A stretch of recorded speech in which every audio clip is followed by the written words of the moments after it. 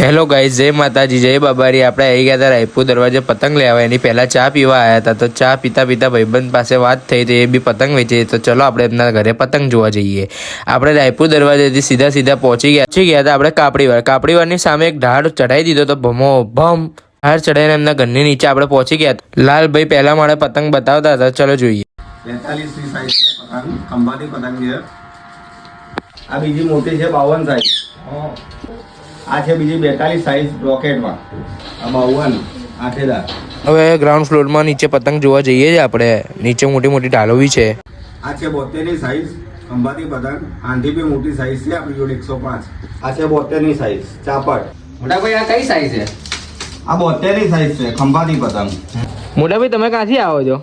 ભાઈ હું વેજલપુરથી આવું છું. કેટલા વર્ષથી આવો છો અહીંયા? ભાઈ હું 4-5 વર્ષથી સળંગ અહીંયા આવું છું. તમને અહીંયા પતંગ કેવા લાગ્યા?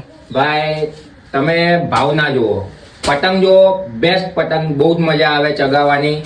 ખેંચમાં પણ એવા એકદમ સરસ અને એટલી મજા આવી જાય, લોકો મને જ જોવે, બીજાને નહીં કે આ ભાઈ કેવા પતંગ ચગાવે. બહુ મજા આવે પતંગ. ચલો ગાઈસ, જય માતાજી, જય બાબારી. બીજા બ્લોગમાં મળીએ.